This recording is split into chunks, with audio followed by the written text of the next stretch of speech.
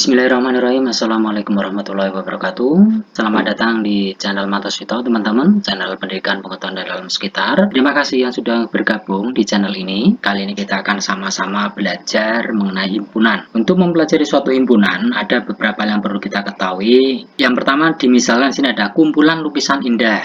Yang kedua adalah kumpulan hewan berkaki dua. Di antara dua contoh ini, mana yang merupakan himpunan? Kalau misalkan teman-teman lihat yang pertama, kumpulan lukisan indah, itu kira-kira bisa menyebutkan tidak? Tentunya macam-macam ya, persepsi orang tentunya akan berbeda-beda. Nah, tapi kalau misalkan kumpulan hewan berkaki dua, bisa menyebutkan? Bisa ada ayam, terus ada itik, misalkan ada angsa. Nah, itu kan yang poinnya berkaki dua. Ini jelas ini ya. Sehingga dengan kata lain, sebenarnya himpunan itu bisa kita artikan sebagai suatu kumpulan benda atau objek tertentu dengan batasan yang jelas.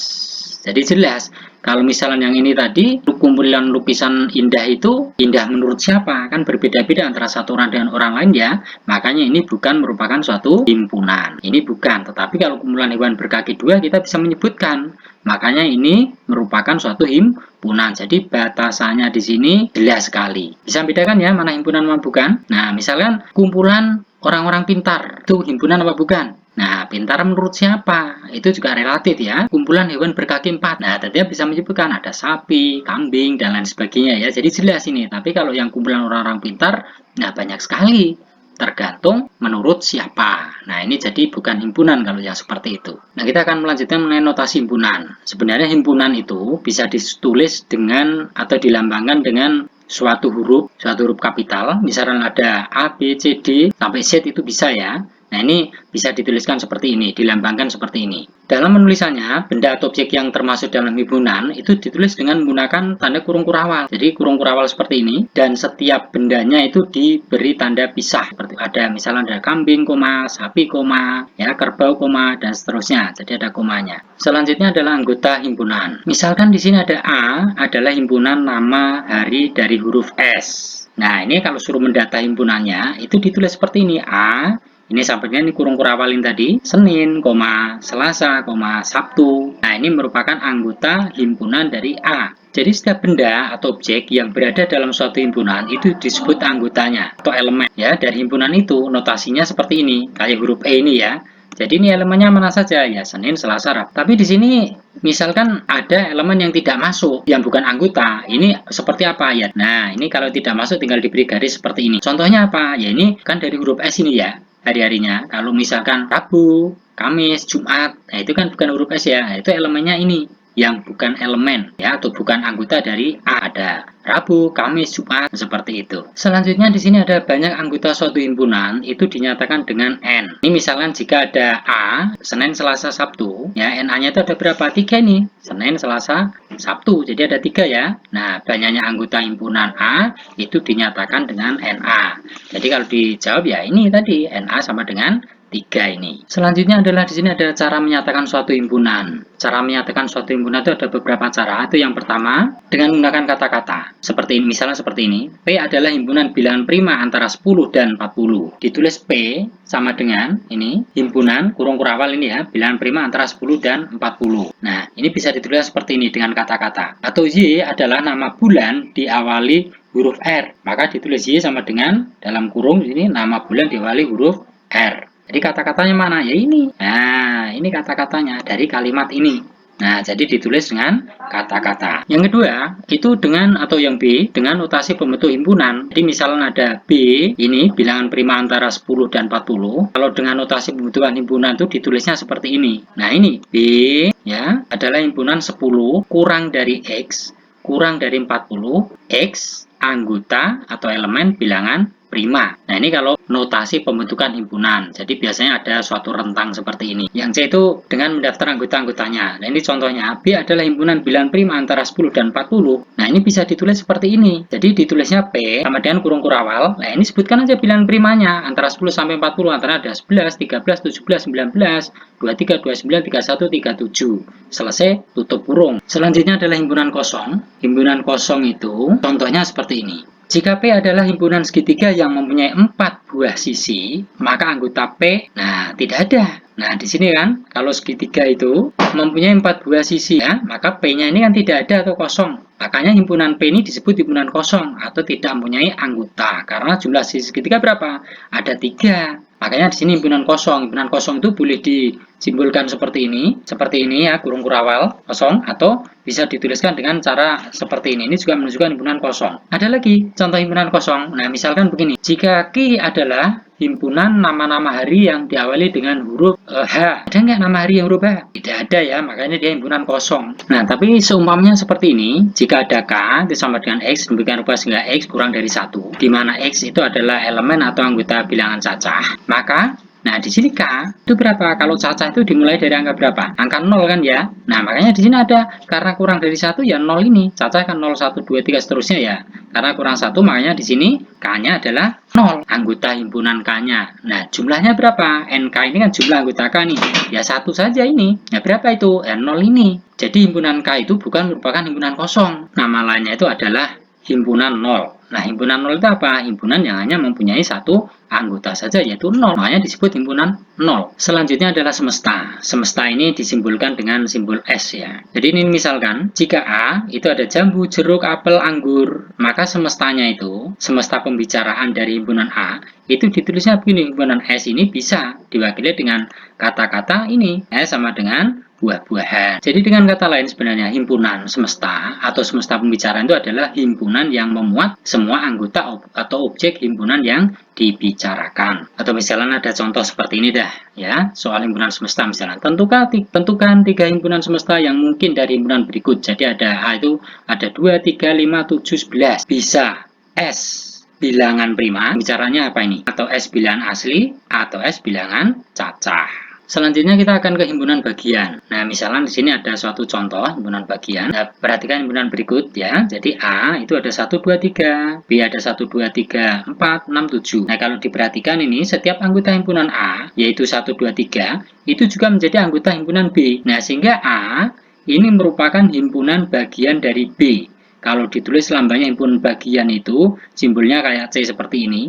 Jadi kalau dituliskan ini A himpunan bagian dari B. Itu adalah himpunan bagian. Selanjutnya adalah banyaknya himpunan bagian. Banyak himpunan bagian itu bisa dirumuskan 2 pangkat N. Nah, ini maksudnya penerapannya seperti apa? Misalnya ada contoh seperti ini. Himpunan bagian dari ABCD, jadi yang punya 0 anggota, 1 anggota, 2 anggota, 3 anggota, karena ada 4 anggota ada berapa? Nah, ini bisa kita cari dengan mudah, itu menggunakan rumus ini, 2 pangkat N. Ini pangkat berapa? Ini ada ABCD ini berapa? Anggotanya berarti 4 ya. Berarti 2 pangkat 4. Jadi berapa itu? Ya, berarti ada 16. Kita mendata anggota-anggotanya. Nah, misalnya sini yang 0 anggota. Itu cuma ada 1 yaitu himpunan kosong. Yang 1 anggota itu ada 4. Ya, misalnya A, ya kan? Terus ini B, terus ini C, ini D. Karena yang anggotanya ada 2. Ini bisa dikolaborasikan. Misalnya A dengan B, A dengan C, terus A dengan D, atau B dengan C, B dengan D, atau C dengan D. Jadi ada 6 nih ya. Sedangkan yang 3 anggota, itu ya misalnya ABC. Kan 3 nih. Terus ABD, ACD, BCD. Ya, sudah ada 4 ya. Terus yang 4 anggota, itu cuma ada 1. Yaitu ABCD sendiri ya. Cuma ada 1. Nah, ini kalau kita jumlah, ini 1 tambah 4 tambah 6 tambah 4 tambah 1 ini, akan ketemu dia berapa? Harusnya 16 ini. Kalau suruh mendata, harus sebanyak 16 anggota. Jadi ada 16 bagiannya ini. Ini ada gabungan 2 himpunan. Jadi kalau gabungan itu simbolnya itu jadi digabung atau union ya. Jadi U, union itu gabungan. Misalnya A, ada tulisan seperti ini. Ini cara membacanya itu A gabungan B atau A union B. Selanjutnya ada selisih atau difference 2 himpunan. Nah, selisih difference himpunan A dan B itu adalah, jadi himpunan yang anggotanya semua anggota dari A, tetapi bukan anggota dari B. Makanya selisih himpunan A dan B itu dinotasikan dengan A min B. Atau A dikurang B. Misalkan ini himpunan A itu sama dengan ABCD. Terus himpunan B itu ada ACFG. Nah, sini maka selisih A dan B di A dikurang B itu berarti kan A-nya ini ya ABCD ya. Ditulis ABCD itu dikurang. Yang B ini ACFG. Nah, hasilnya itu adalah BD. Ini hasilnya. Sedangkan selisih B dan A berarti B dikurangi A. Kalau B dulu itu kan ACFG. Nah, sini ABCD. Nah, ini FG. Jadi ini selisihnya yang tidak ada di A. Terus ini tadi adalah B sama D. Karena anggota A tidak ada di B. Nah, itu namanya selisih. Makanya di sini tadi, selisih himpunan A dan B itu adalah himpunan yang anggotanya semua anggota dari A, tetapi bukan anggota dari B. Makanya namanya dinotasikan seperti ini, selisihnya ya.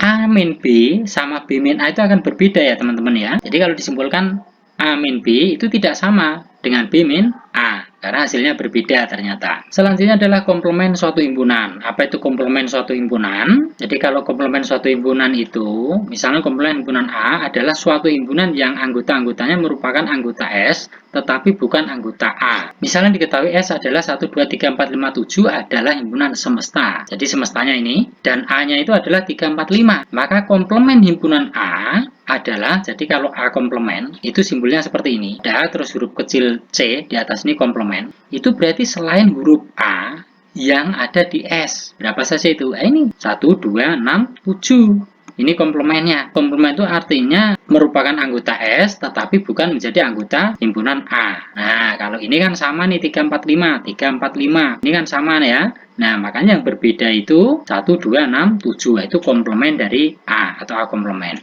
Selanjutnya kita akan mempelajari mengenai diagram Venn. Jadi diagram Venn itu seperti apa? Kita lihat misalnya ada contoh seperti ini. Misalnya ada himpunan semesta S itu sama dengan A, B, C, D, E, F, G, H. A, B, C, D, E, F, G. Dan A itu B, D, F, G. Nah, ini kalau digambarkan diagram Venn seperti apa? Kita lihat. Yang perlu kita gambar adalah ada kotakan seperti ini. Terus jadi kita kasih simbol S. Nah, S apa? S ini sebenarnya adalah semesta himpunan. Nah, setelah itu apa? Kita buat suatu lingkaran seperti ini. Ini kita beri nama lingkaran ini karena punyanya A ya. Kita tulis A, notasinya. Sekarang kita mendata A itu yang A itu apa saja? B, D, F, G. Berarti di sini kalau notasi itu dikasih titik dulu ya. Jadi di sini ada A kecil, terus ada di sini ada B, terus ada siapa? Ada D, terus ada apa lagi? Ada F, terus ada G. Nah, ini. Nah, sedangkan S itu mempunyai anggota A, berarti di luar dari anggota himpunan A yang besar ini ya. Berarti A, berarti di sini, di luarnya. Terus apa lagi? D ada ya, D ada, C. C itu di sini, C. Ini kebetulan D sudah ada, E-nya di sini. Boleh kita tuliskan sini. Yang penting di depan itu ada titiknya. Terus F sudah, FG. Nah, ini cara menggambar diagram Venn. Ini kalau cuma satu himpunan seperti ini ya. Nah, diagram Venn ini untuk yang dua himpunan itu bermacam-macam bentuknya. Nah, di sini kita lihat, yang pertama itu adalah kedua himpunan saling lepas. Nah, contohnya seperti apa? Misalnya seperti ini, S semestanya itu 0, 1, 2, 3, 4, seterusnya sampai 9. Terus di sini ada P, itu 0, 1, 2, 3, 4, ya. Dan Q-nya itu ada 5, 6, 7. Berarti ada himpunan P dan Q, ya kan? Nah, ada dua. Makanya yang perlu kita gambar, perlu kita lakukan seperti ini. Jadi yang pertama kita tulis semestanya dulu, S. Sama seperti di awal tadi. Nah, setelah itu apa? Karena di sini ada dua himpunan, berarti kita buat himpunan. Kita buat lingkarannya. Ini kita beri nama. Di sini ada P, di sini ada T. Nah, kita data anggotanya. Di sini kan P ada 0, 1, 2, 3, 4 ya. Berarti kita masukkan sini 0. Karena ini saling lepas, jadi anggota P dan Q ini ada yang sama enggak? Kalau enggak ada yang sama, makanya ini kita tulis masing-masing. Makanya lingkarannya ini terpisah, ya kan? Satu sama lain. Jadi pertama tadi 0, kedua itu adalah 1, terus ada angka 2, terus ada angka 3, terus ada angka 4. Ini P-nya sudah ada, Q-nya itu 5, 6, 7, berarti sini 5, terus ini 6, terus ini 7. Nah, terus di sini ada belum anggota S yang belum ditulis. Karena PQ ini otomatis menjadi himpunan dari S. Nah, ini masih ada angka. Oh iya, ini sebenarnya kan sampai 9 ya. Berarti sini masih ada angka 8 yang belum ditulis. Berarti naruhnya di luar dari P dan Q. 8, terus ini ada 9. Nah, ini jadilah kedua himpunan itu saling lepas. Yang berikutnya adalah kedua himpunan itu sama. Artinya apa? Misalnya sini ada A, itu adalah himpunan bilangan asli kurang dari 6. Dan B itu 1, 2, 3, 4, 5. Tentukan anggota A. Ini simbol A ini itu irisan ya. Irisan B. Ini kita data anggotanya. Jadi A ini sudah bilangan asli kurang dari 6. Itu berarti kan 1, 2, 3, 4, 5 ya. Karena kurang dari 6. Terus yang B ini kan 1, 2, 3, 4, 5. Berarti tetap kita tulis seperti ini. Karena A itu sama dengan B. Kenapa? Ya ini anggotanya sama kan. 1, 2, 3, 4, 5. Ini 1, 2, 3, 4, 5 juga. Nah, ini maka A irisan B-nya itu ya 1, 2, 3, 4, 5. Dengan kata lain, di sini berarti A itu sama dengan B. Ini kalau dituliskan dari diagram Venn itu sebenarnya sama kayak tadi. Ini buat persegi seperti ini. Terus di sini kasih simbol S semesta ya. Contohnya kita data dulu A, itu ada 1, 2, 3, 4, terus ada angka 5 ya. Nah, ternyata di sini A itu sama dengan B, maka di sini ditulis saja sini A sama dengan, jadi A sama dengan B seperti ini. Selesai ya untuk penulisan diagram Venn-nya. Yang ketiga itu adalah himpunan yang satu merupakan himpunan bagian yang lain. Nah, ini misalkan ada seperti ini. A itu adalah himpunan nama-nama hari dalam seminggu dimulai huruf S. B, himpunan nama-nama hari dalam seminggu. Nah, kalau ada seperti ini berarti kita data dulu anggota-anggotanya. Jadi kita tentukan A-nya itu anggotanya adalah, ini kalau A-nya itu Senin, Selasa, Sabtu, ya, sedangkan B-nya itu Senin, Selasa, Rabu, Kamis, Jumat, Sabtu, terus Minggu. Nah, ini kalau kita buat suatu himpunan dengan diagram Venn, akan bentuknya seperti ini. A kita masukkan Senin, Selasa, Sabtu. Berarti ini yang pertama itu A-nya itu Senin, terus berikutnya adalah Selasa, terus berikutnya adalah Sabtu ya. Nah, ini anggota himpunan A. Sedangkan yang B itu kan selama seminggu ya, berarti sisanya. Di sini ada Rabu, ada Kamis, ada Jumat, dan ada Minggu. Nah, ini. Tapi jangan lupa di sini tetap ada semestanya ya. Nah, seperti ini. Jadi ini kalau himpunan yang satu merupakan himpunan bagian yang lain. Jadi A-nya itu ada di dalam B. Nah, di sini B-nya di sini letaknya. Nah, seperti itu. Nah, yang keempat itu kedua himpunan tidak saling lepas atau berarti dengan kata lain saling berpotongan. Nah, maksudnya seperti apa? Misalnya ada seperti ini. Jadi himpunan A dan B itu dikatakan tidak saling lepas atau berpotongan jika A dan B mempunyai sekutu, tetapi masih ada anggota A yang bukan anggota B dan ada anggota B yang bukan anggota A. Nah, ini contohnya seperti apa? Seperti ini. Nah, misalnya sini adalah P, itu bilangan hasil kurang dari 11. Dan Q ada 2, 4, 6, 8, 10, 12, 14, 16. Tentukan anggota P irisan Q. Di sini kita data dulu ya anggotanya ya. Bilangan hasil yang kurang dari 11 itu berapa saja? Nah, ini kita sebutkan hasil yang dari 1 ya. Berarti 1, 2, 3, 4, 5, 6, 7, 8, 9, 10. Karena kurang dari 11, 11 nggak ngikut. Q-nya kita tulis kembali. Ini berarti kita cari anggota P yang juga sekaligus menjadi anggota Q. Itu berapa saja? P, ya kan? 2 ini sama nih. Antara P sama Q punya, ya kan? Terus 4 juga ada nih. P dan Q punya. Terus ada angka 8 juga ada nih ya. Terus 10 juga punya kan? P dan Q. Nah, ini berarti dia merupakan irisan dari himpunan itu. Jadi P irisan Q-nya ya 2, 4, 6, 8, 10. Nah, ini kalau kita gambarkan dalam bentuk diagram Venn seperti apa? Jadi langkah pertama tetap kita tulis semestanya S. Setelah itu kita buat lingkaran. Kita beri nama di sini. Sini P dan di sini adalah Q. Kenapa dibuat saling beririsan? Karena tadi ada anggota P yang sekaligus menjadi anggota Q. Nah, ini kita tulis di tengah-tengah sini. Di berapa saja sini? Ada 2. Terus ada 4, terus ada 6, terus ada 8, terus ada lagi 10. Nah, ini teman-teman ya. Nah, sekarang tinggal anggota P-nya. P-nya kan tadi 1 kita tulis, belum ada tuh. 2 sudah ya, sudah ditulis di sini. 3 belum, berarti kita tulis lagi di sini. Terus 4 sudah ada. 5 belum, kita tulis lagi. Terus ini 6 ada, 6 sudah ada. Ya, terus 7 belum. 8 sudah ada, 9 belum ada. Nah, seperti ini. Sudah habis ya, 10 karena sudah ada. Nah, sekarang Q-nya. Q-nya yang belum angka berapa Q? Oh, Q itu yang belum ada angka 12. Terus ada angka 14 yang belum ya. Terus ada angka 16. Seperti ini cara penulisannya. Mudah-mudahan bisa dipahami ya, teman-teman ya. Ya, sampai di sini tutorial kali ini. Sampai bertemu di tutorial berikutnya. Assalamualaikum warahmatullahi wabarakatuh.